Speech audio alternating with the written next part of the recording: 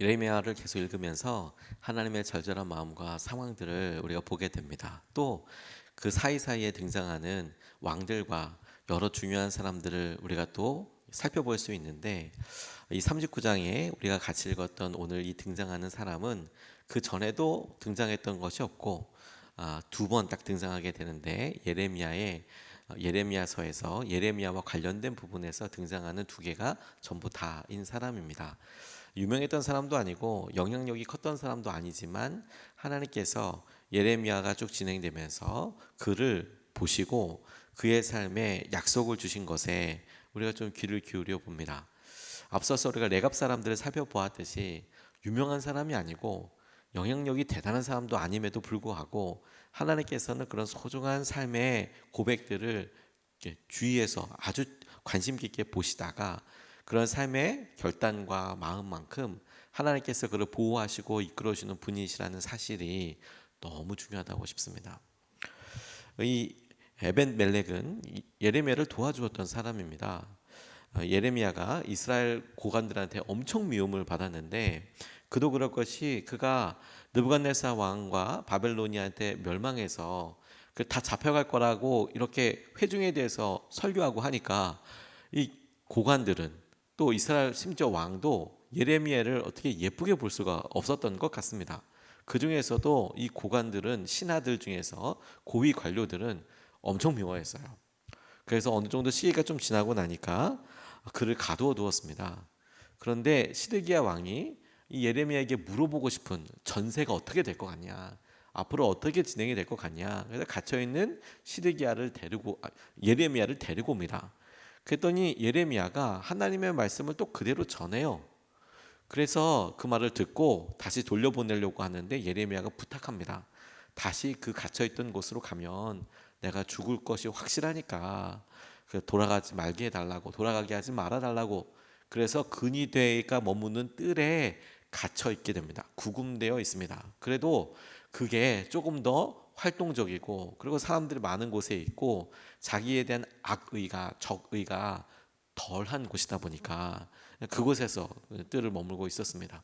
하지만 이스라엘의 고위 관료들, 고관들이 왕을 또 찾아와요.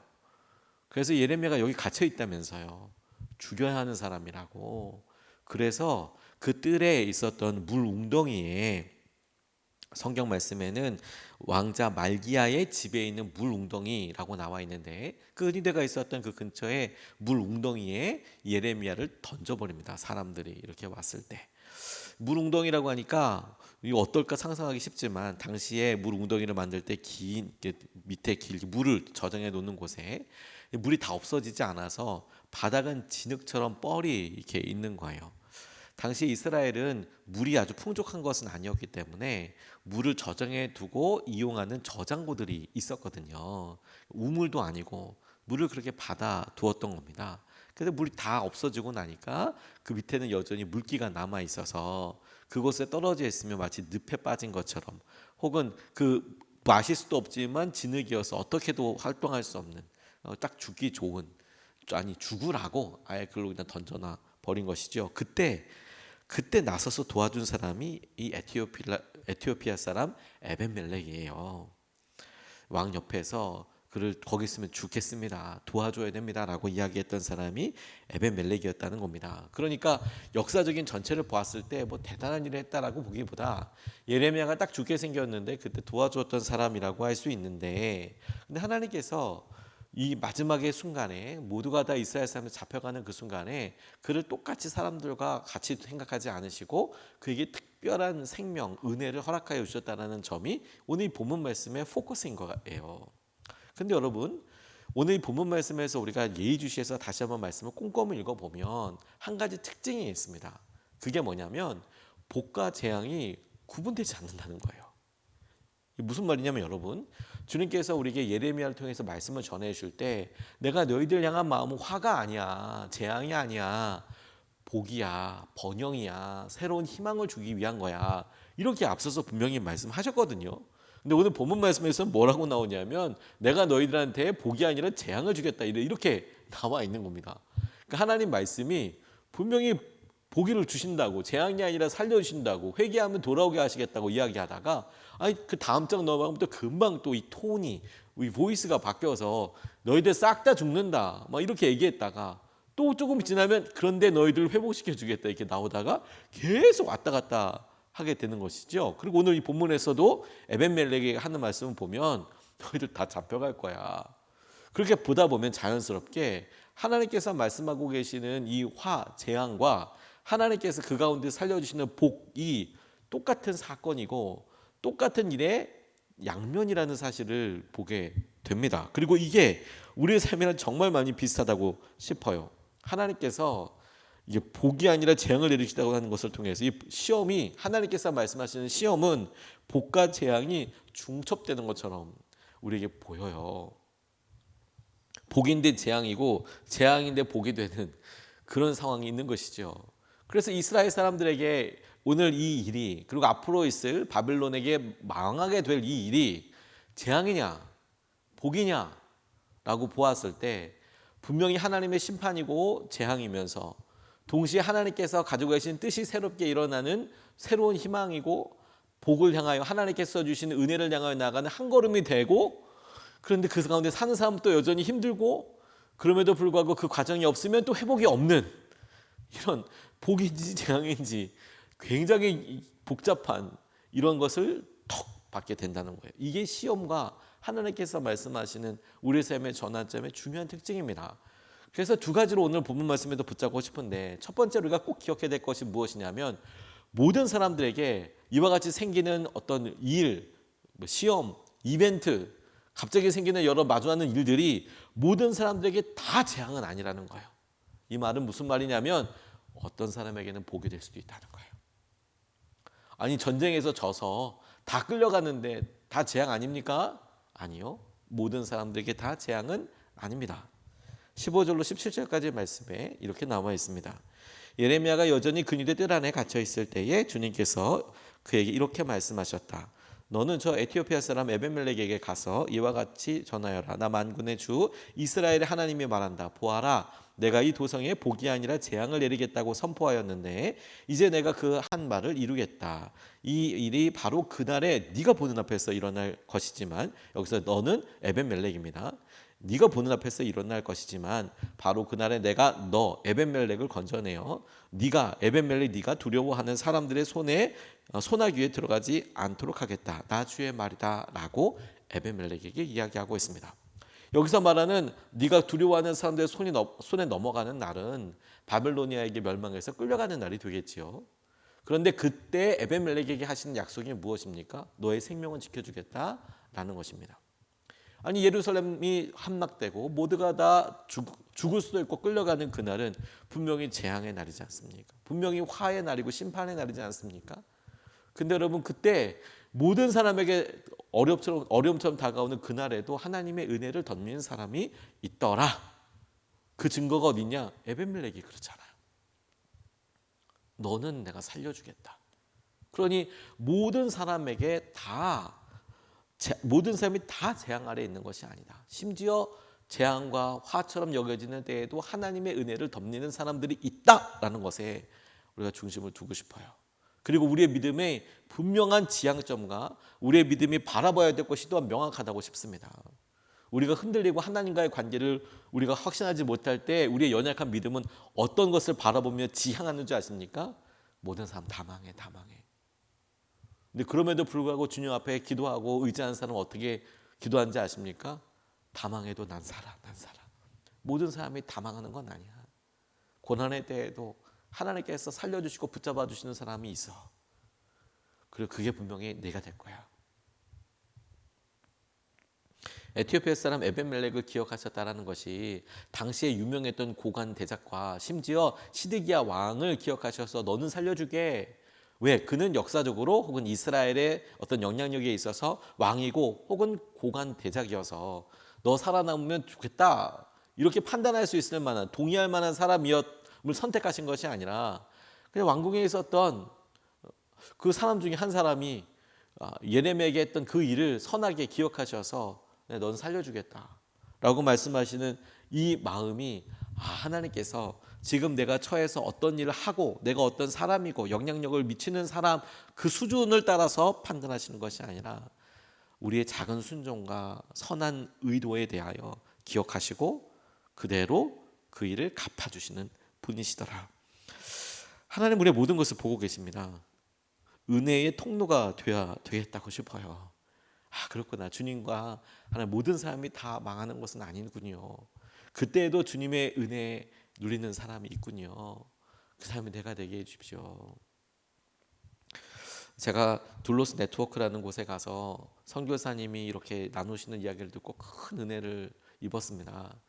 코로나가 좀 심할 때 이사회가 있어서 이제 가게 되었는데 저야 물론 뭐 막내죠, 막내여서 뭐 제가 은혜만 많이 받고 이렇게 왔는데 그곳에 관련되어 있는 한 분이 이제 저보다도 나이가 어리신 젊으신 분이 그간의 코로나 기간 동안에 했던 어떤 사역에 대해서 이렇게 나누시더라고요.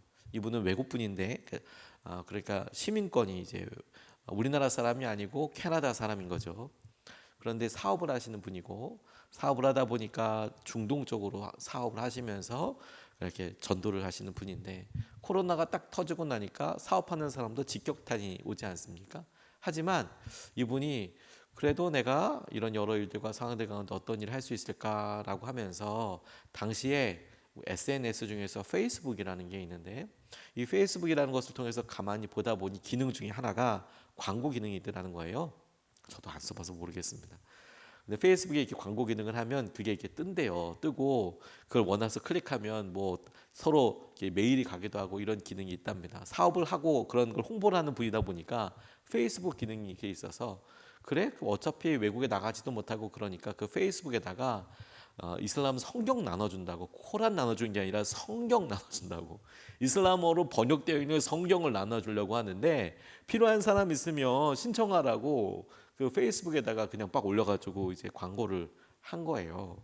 그러다 보니까 모든 사람에게 다 뜨는 건 아니지만 연관 있는 사람들이 열려 돌아 그럼 막 들어오게 되는 거죠. 그래서 보통 보면 그 성경책을 잃어버리는 사역을 많이 하시거든요. 가서 뭐 버스에다 놔두고 온다든지 전화 이렇게 하는데 사람 많은 곳에 놔두고 온다든지 그런데 아예 공개적으로 이렇게 하니까 엄청나게 많은 사람들이 신청해서 이 PDF로 되어 있는 성경을 이슬람어로 번역되어 있는 성경을 다운로드 받기도 하고 그리고 비밀스럽게 DM을 다이렉트 메시지를 보낸 사람한테는 그 사람과 진위를 가려본 다음에 우편으로 그 보내드는 거죠. 성경책을 이슬람어 성경책을 이제 보내주는 사역을 그래서 몇만 권을 나눠주게 됐다는 거예요. 뿐만 아니라 그렇게 하면서 이제 서로 제자 훈련이 연결이 되고 그리고 유튜브로 뭐 설교를 하기 시작하고 그러니까 예배를 드리기 시작하고 그러니까 사역자가 굳이 들어가지 않아도 여기서 유튜브로 이렇게 반영이 되는데 몇몇 사람들만 들어오는 그런 시스템을 이용해서 탈레반에 열 몇 명이 예배 드리고 있다라는 이야기를 듣고 제가 너무 많이 놀랐어요.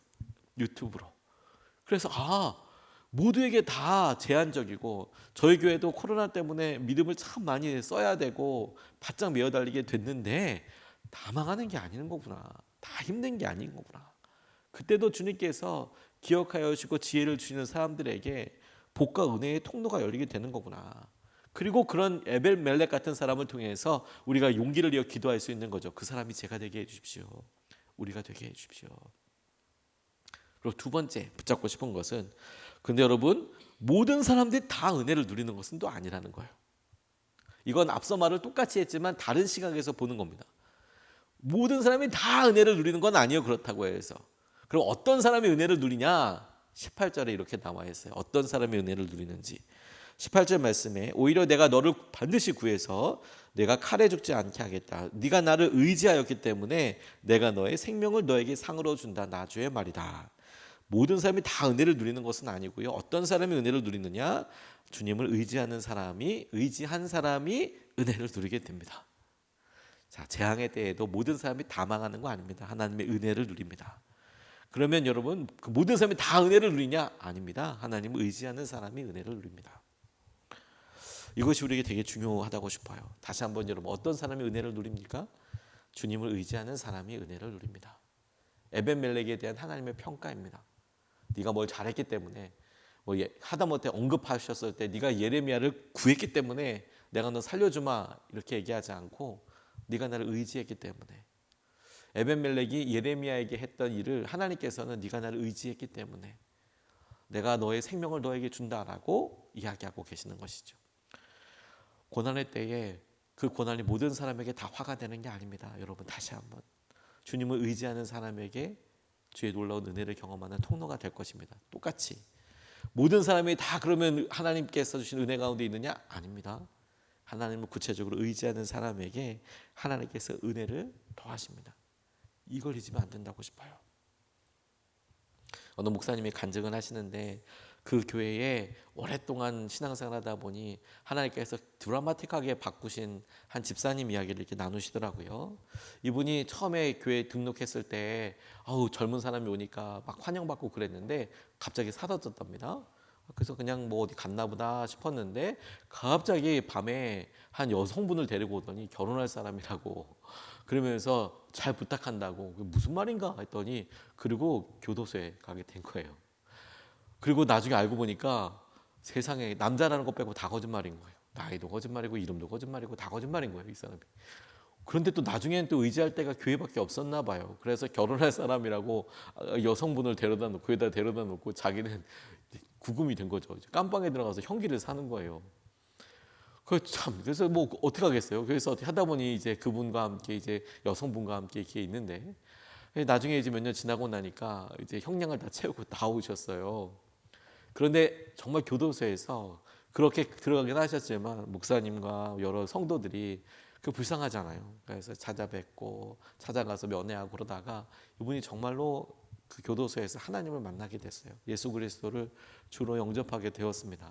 그리고 내가 이런 삶 살지 말아야겠다. 나에게 사기치고 이렇게 안 해야 되겠다. 그렇게 마음에 결단을 했어요.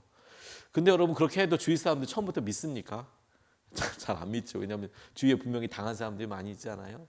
근데 가만히 보니까 이 사람이 그럼 어떤 삶을 사느냐, 자기가 주위에 있는 사람들한테 자기가 속였던 것들에 대해서 처음에 이야기하는데 반신반의하는 거죠. 저 사람 잘할까 아닐까 이렇게 이야기하는데 그래도 저 사람 경제적으로 문제 일으키고 그러니까 믿기가 좀 어렵다 이렇게 생각하는데 과연 나와서 뭘 하나 보니까 노가다부터 시작하더라는 거예요. 힘들 텐데. 그런데 건설 업장에 가서 자기가 이미 교도소에 갔다 왔으니까 취직하기엔 좀 어렵고, 그래서 사람들 일하는 데 가서 일용직으로 막 열심히 그렇게 일하더래요. 그래 뭐 한 달은 갈 수 있겠지. 네가 3개월은 갈 수 있겠지. 6개월은 갈 수 있겠지. 근데 옆에서 보니까 이 사람 1년이 가도 2년이 가도 그걸 그렇게 열심히 하더라는 거예요. 그리고 기쁜 마음으로. 그리고 이제 자기에 대해서 교회 성도들이 다 알잖아요. 그럼 떠나버리고 창피해서 안 다니고 교회 옮긴다고 할 만한데 그렇게 자기 이제 아내와 함께 거기서부터 그냥 그렇게 믿음 생활을 하더라는 거예요. 그래서 이렇게 보게 되셨다는 거예요. 근데 이분이 원래 이 금융 계통에 계신 거 아니겠어요? 어쨌든 사금융이긴 해도 그러니까 이제 그런 재리에 엄청 빠른 거죠. 그러니까 이제 공사하고 이렇게 시간 있을 때마다 어려워하시는 분들이 있으면 이제 이렇게 얘기하다가 보험 관련된 걸 좀 알려드렸대요. 형님 뭐 이렇게 했을 때 그렇게 하지 마시고 이렇게 보험을 한번 들어보세요. 저렇게 한번 보험을 들어보세요. 그러니까 주위에 같이 이렇게 일용직 있던 사람이 뭐 상담할 것도 없고 돈도 많지 않은데 형님 이런 건 꼭 하셔야 될 것 같아요. 근데 과연 그게 굉장히 좋더라는 거예요. 근데 그렇게 어떻게 하다 보니까 이분이 보험 계통으로 이제 들어가시게 됐어요. 보험 계통의 영업직이죠. 그래도 일용직보다 영업직이어도 거기 직장에 들어갔다는 게 너무 큰 감사이고, 근데 이분의 영업 방식은 뭐냐면 자기가 들어가 있는 그 회사가 있지만 자기 회사보다 더 싼 데가 있으면 거기 알려주는 거예요. 회원님 같은 경우에는, 고객님 같은 경우에는 저희 거보다 저 옆에 다른 회사 이런 게 있는데 이게 더 좋다고 이렇게 막 이야기하더라는 거예요. 그러니까 거기 지점장은 열받겠죠. 열불이 나겠지만 불러놓고 잡아놓고 그렇게 하더라는 거예요. 그리고 인정을 막 받기 시작하더니 굉장히 유명한 그런 보험을 하게 됐다는 거예요. 근데 한 번은 본인이 교회 가야 되는데 그날 성령 집회여서 교회 가야 되는데 전화가 하나 왔다는 거예요. 선생님, 뭐 소문 듣고 전화했는데 이분은 치과 의사였고 내가 남는 돈이 있는데 투자하고 싶은데 어떻게 하면 좋겠냐고. 근데 이분이 제가 지금 교회 가야 된다고 얘기는 할 수 없고, 그러시냐고, 좀만 갖고 있어 보시라고, 일단 갖고 있어 보시라고. 왜냐면 이분은 지금 빨리 나가서 금요 성령 집회 준비해 내야 되니까 더 이상 상담하면 길어질 것 같아서 얼른 끝나고 왔다는 거예요. 그런데 그 주말에 리먼 브라더스 이게 빵 터지면서 투자를 했었으면 모든 지표들이 다 떨어져서 싹 다 날려버리게 될 그런 어마어마한 일이 생겨버렸다는 거예요. 근데 월요일 날, 화요일 날 지나고 나서 그 치과 의사분한테 다시 연락을 왔대요. 선생님, 아셨던 거죠, 미리? 아니, 이걸 아셨던 거죠. 어떻게 이런 일이 있을 수가 있어요? 그래서 더 많이 하나님께 사시는 은혜를 누리게 됐다고. 제가 그 이야기 듣고, 그래, 모든 사람이 다 재앙 가운데 어려움 가운데 고난 당하는 거 아닙니다. 주님을 의지하는 사람은 주님께서 여러 어려움들 가운데 선한 길을 열어 주십니다. 그리고 그게 여러분이 될 것입니다. 그게 여러분이 될 것입니다. 오늘 이것을 붙잡고 같이 기도하면 좋겠습니다. 두 가지 말씀을 같이 나눴습니다. 첫 번째, 여러분 모든 사람이 다 재앙 아래 있는 게 아닙니다. 살려주시는 분이 있습니다. 에벤멜렉처럼. 두 번째, 모든 사람이 다 은혜를 누리는 건 아닙니다. 어떤 사람이 은혜 누립니까? 주님을 의지하는 사람. 이것을 붙잡고 두 번 나눠서 같이 기도하겠습니다. 첫 번째로, 하나님 오늘도 우리에게 은혜를 더하여 주십시오. 은혜 가운데 살게 해주십시오. 은혜 가운데 살게 해주십시오. 오늘도 우리에게 은혜를 더하여 주시고 은혜 가운데 살게 해주셔서 하나님께서 하신 은혜와 어려움 가운데서도 주님 에벤멜렉을 주목하여 주셨듯이 우리 가운데 은혜를 허락하여 주시고 은혜 가운데 살게 해주십시오. 첫 번째로 같이 함께 기도하시겠습니다.